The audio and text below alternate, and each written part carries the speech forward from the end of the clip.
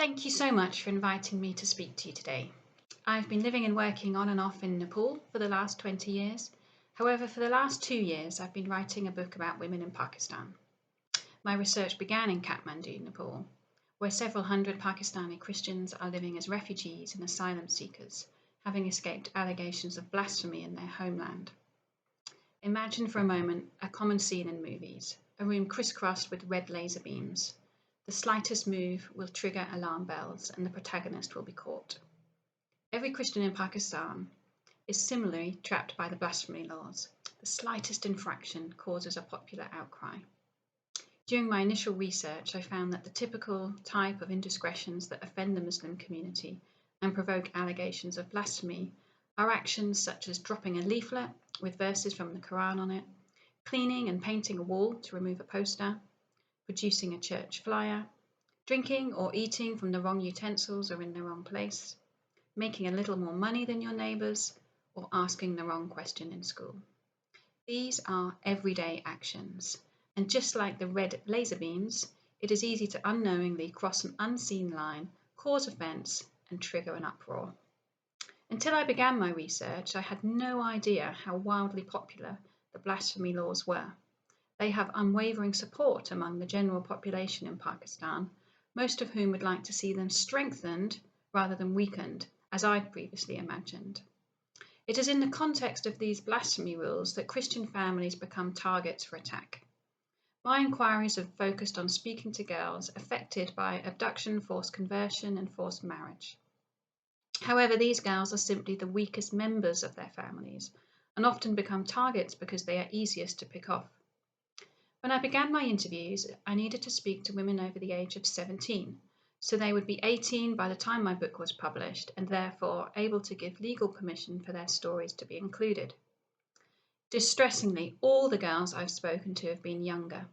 Typically, they are 14 years old when snatched. They are children, and their abductors should be identified as paedophiles and called out for torturing children.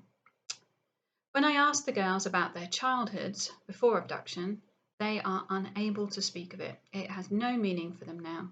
Remembering happier times appears to be impossible for them, and it is immensely sad to see them talk without hope. By labelling the crime against them as forced marriage, it gives the impression that the girls are older and of marriageable age. They are not.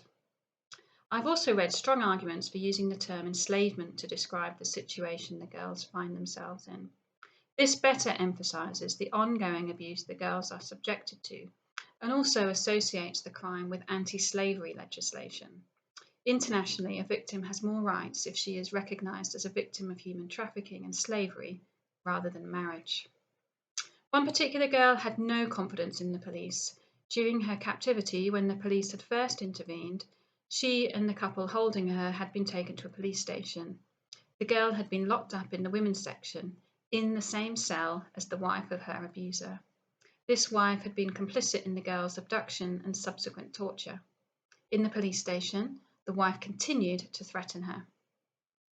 Another family told me that although they had no option but to rely on the police to arrest the abductor, when it came to the rescue, they had to take action themselves, which put them in enormous danger.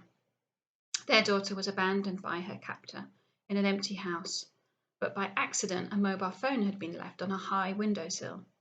Their daughter managed to telephone for help, but her family knew they had to reach her before the police. If the police took her into their custody, she would be returned to her abductor. They were confident that this would happen, since her abuser had obtained fake marriage and conversion certificates, and although the police knew these had been signed under duress, they would not go against them.